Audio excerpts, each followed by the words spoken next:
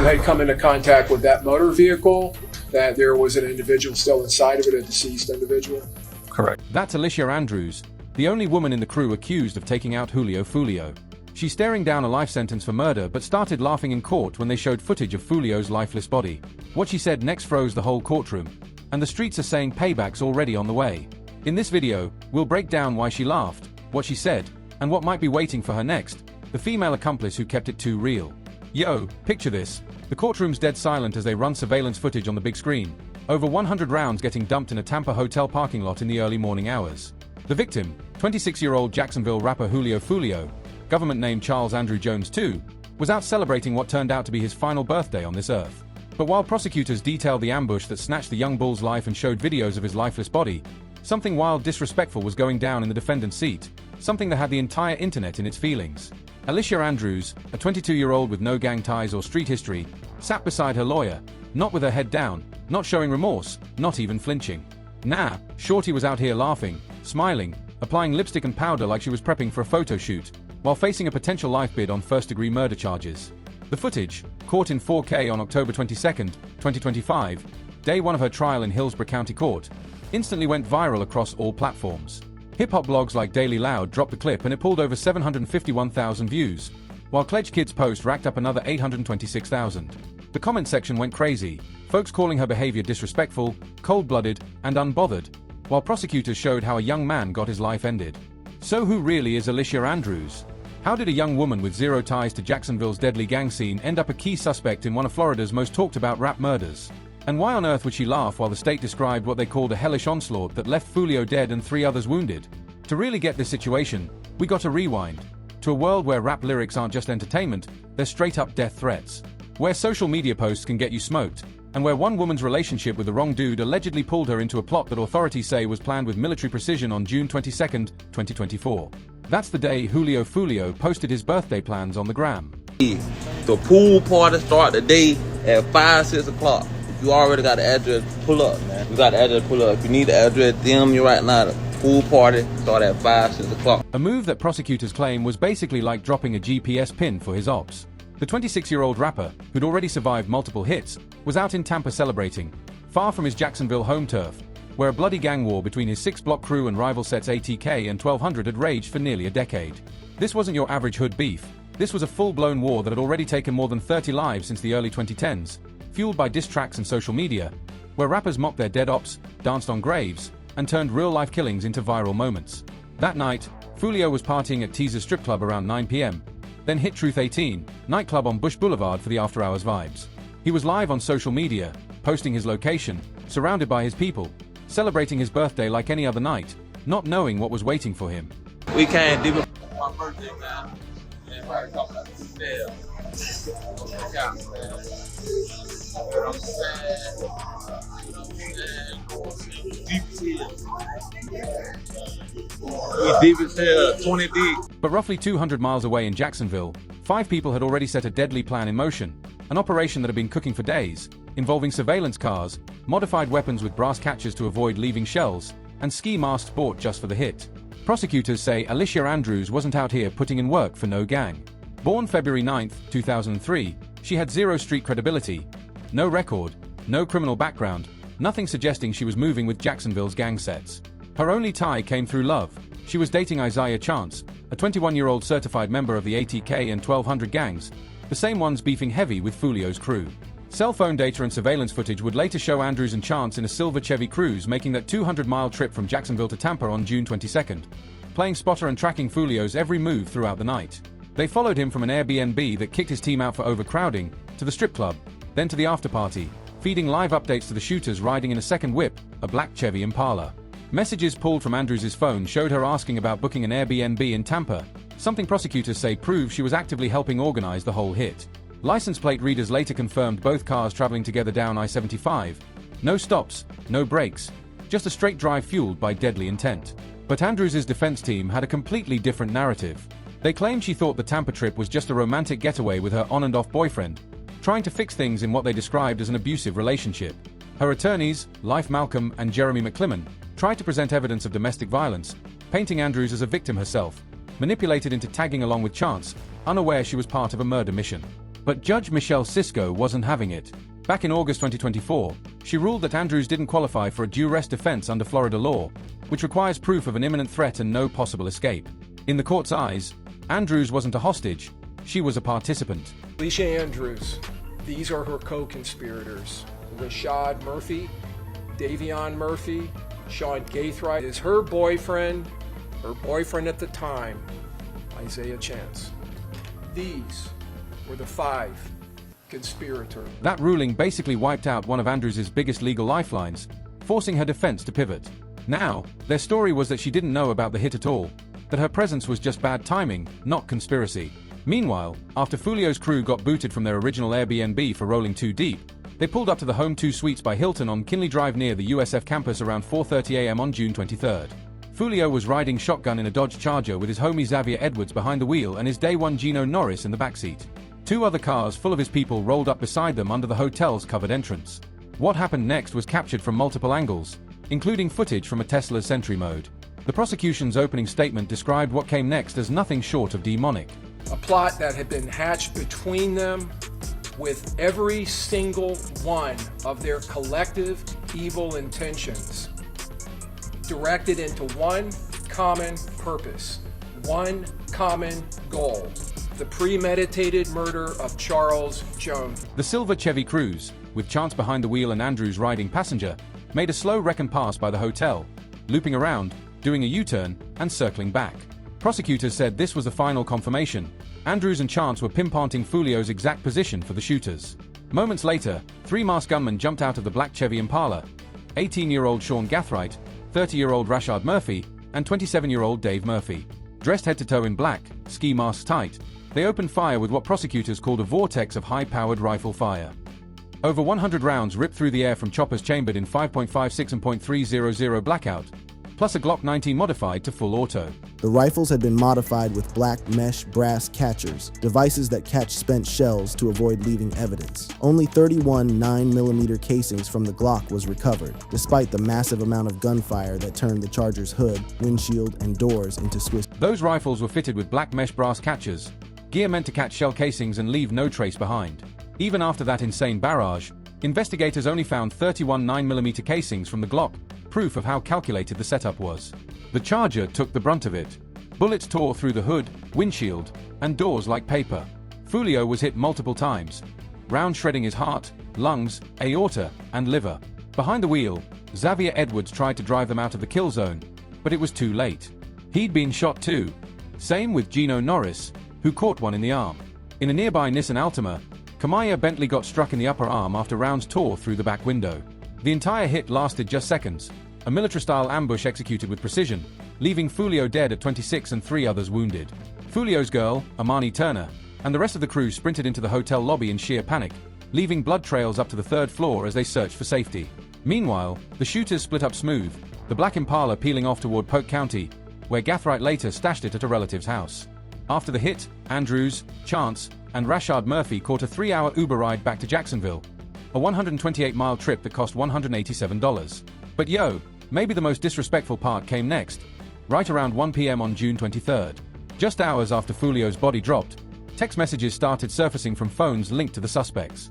From Gaithright's phone came messages allegedly sent by one of the Murphy brothers: "I'm coming home. My thirst is quenched. Pop a bottle of Don Julio today." A straight-up mocking nod to Don Julio Tequila, and Foolio's stage name, celebrating the successful hit. Gaithright even posted a photo of himself sipping Don Julio Tequila, further proving, prosecutors say, how cold-blooded and remorseless the crew was about taking a young man's life. As for Alicia Andrews, prosecutors allege she ditched her phone 2.5 days after the murder, a move they say shows consciousness of guilt and an attempt to erase evidence of her connection to the rest of the conspirators.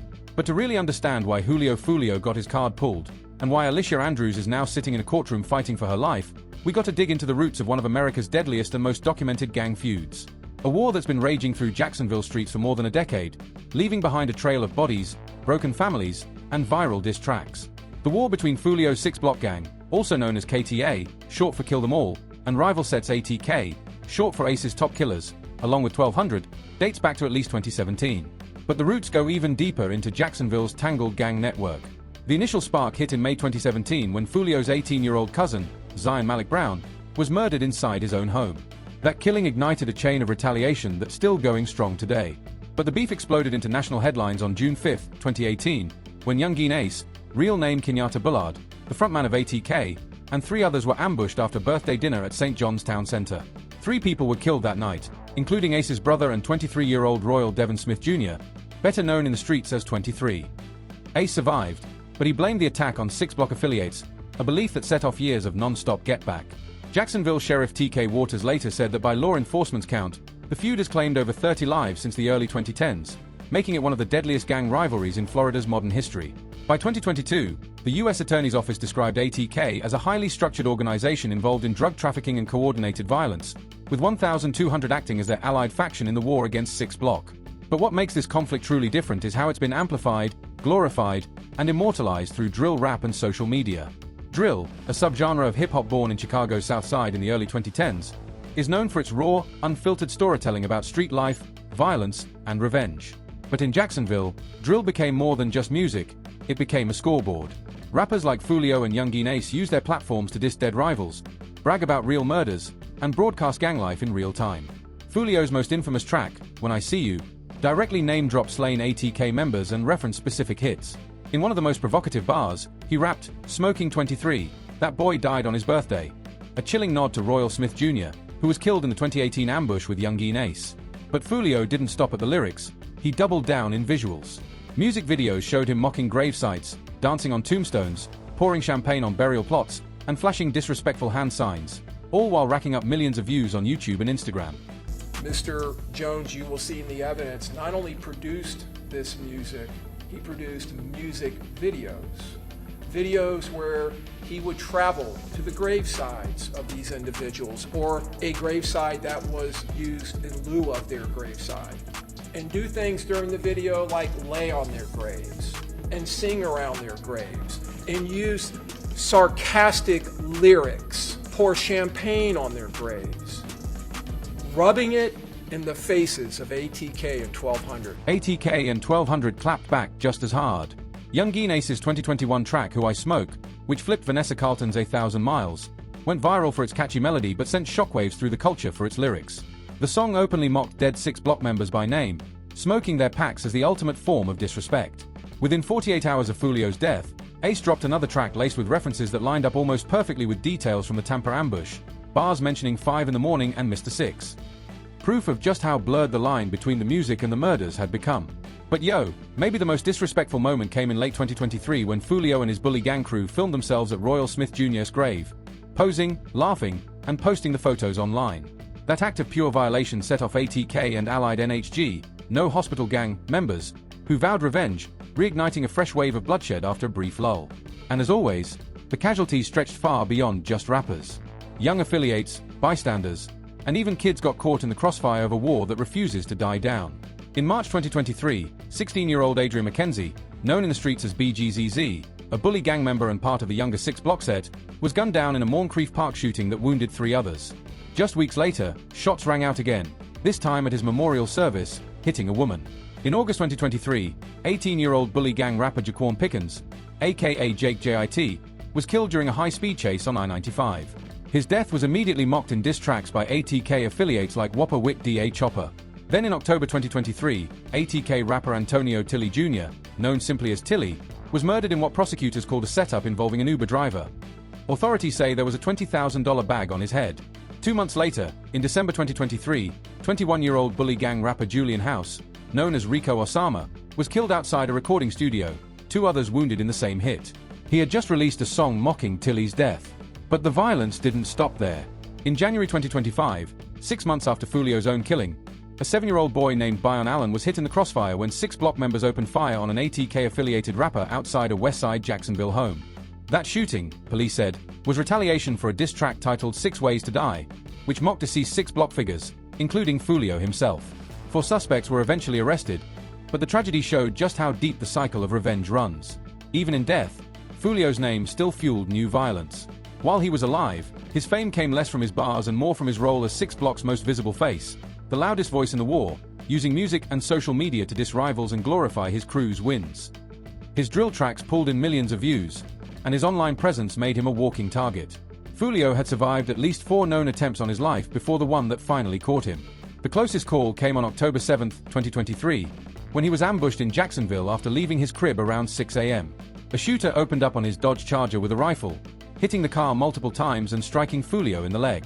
He drove himself to the hospital, where surgeons removed a bullet fragment, the same fragment later recovered again during his autopsy after his murder in Tampa. Ballistics would eventually link shells from that 2023 attempt to weapons and vehicles tied to the men now charged with his killing. Specifically, .223 rifle casings found during a June 26, 2024 traffic stop of a vehicle belonging to Sean Gathright helped connect the dots, showing that the plan to take out Foolio had been in motion for months before the Tampa ambush. Foolio often referenced his near-death experiences in his music, crediting his survival to voodoo rituals and claiming divine protection. As recently as April 2024, just 2 months before the fatal shooting, he bragged online about surviving multiple hits, still posting his locations like he was untouchable. His mother had reportedly begged him to leave Jacksonville and the rap game altogether, but Foolio refused to back down. Now, 5 suspects are facing first-degree premeditated murder charges.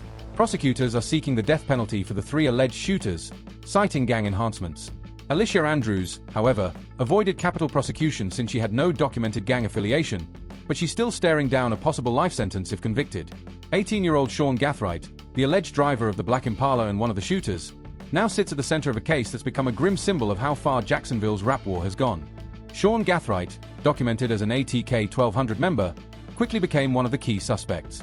Ballistics linked a Glock 9mm and 7.62 rifle rounds found in his vehicle during a June 26, 2024, traffic stop to both the Tampa murder scene and the earlier October 2023 attempt on Foolio's life. A search of his home turned up a gun safe with multiple rifles, including one fitted with a brass catcher, along with shell casings that matched the Tampa crime scene. Another suspect, 30-year-old Rashard Murphy, also a documented 1200 gang member, was accused of being one of the shooters who used a rifle equipped with that same brass catcher. Investigators discovered he booked the Airbnb used by the conspirators under his own name. Murphy was taken into custody on July 30, 2024, after a tense SWAT standoff. Detectives later attributed a series of mocking thirst is quench messages sent after the murder to his phone. His cousin, 27-year-old Davian Murphy, was identified as the 3rd alleged shooter and another known 1200 associate. His record was extensive: 2015 auto theft, 2016 aggravated assault, 2017 high-speed chase, and 2019 firearm possession by a convicted felon. After the Tampa hit, the 4th suspect, 21-year-old Isaiah Chance Jr., was Alicia Andrews' boyfriend and a documented ATK 1200 member. Prosecutors accused him of acting as a planner and lookout, coordinating communications between the surveillance vehicle and the shooters in real time. When police arrested Chance on July 27, 2024, a search of his home uncovered 2 Glock 9mm pistols and a Bully Down poster, a direct reference to Foolio and his Bully gang crew. At the time, he was already wearing an ankle monitor for an unrelated case.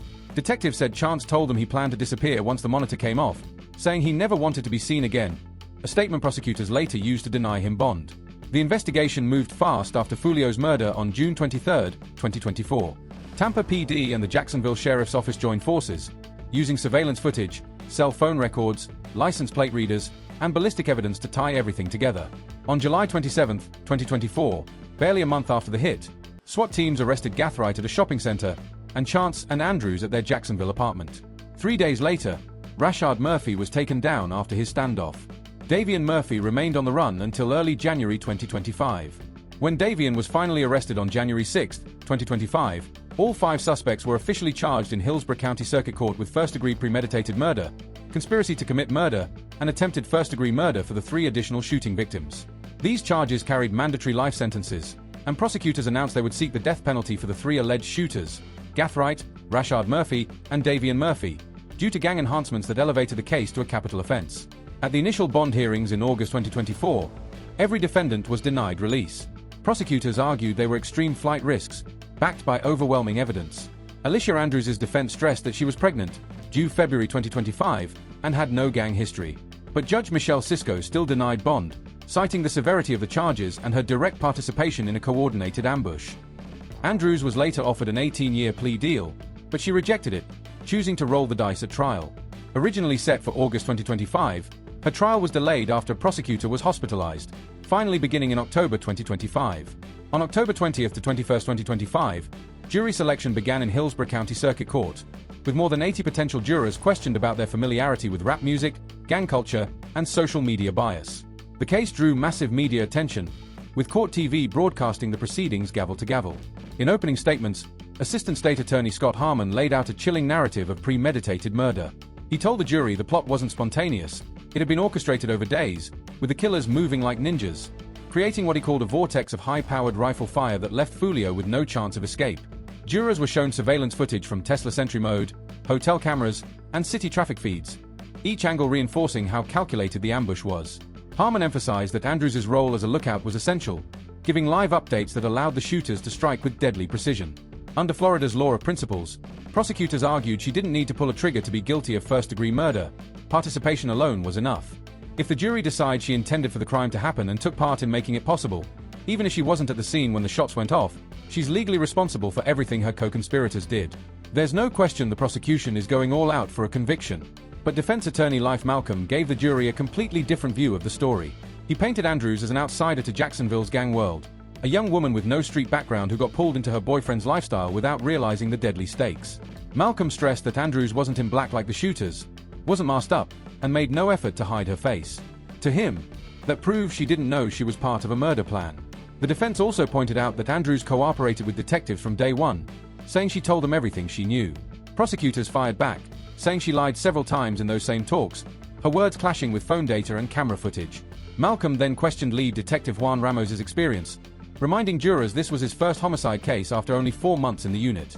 Testimony on day one included people who'd been out clubbing with Foolio that night, describing the panic and chaos once bullets started flying. One witness, who had dated the dead brother of a rival gang member, said she was scared about possible RICO fallout from testifying. The trial is expected to keep running for at least another week as of October 24, 2025, with both sides gearing up to drop forensic reports, phone data, ballistics evidence, and expert takes on gang life and motives. Andrews' case is just phase 1. Her trial got split from the others since she isn't a verified gang member and prosecutors aren't chasing the death penalty for her. The rest, Chance, Gathright, Rashard Murphy, and Davian Murphy, are set for a joint trial in April 2026. After Foolio's murder, Jacksonville Sheriff T.K. Waters and Tampa Police Chief Lee Burcourt put both departments on high alert, keeping tabs on rival crews to stop revenge shootings before they happen. Waters warned that his officers would use both low-key and heavy surveillance to block new attacks, saying the city was ready to act before payback went down. Still, the January 2025 shooting that killed 7-year-old Brian Allen showed that even with all that pressure, the violence refuses to stop, taking innocent lives in what prosecutors called retaliation for diss tracks disrespecting Foolio and other fallen 6 Block members.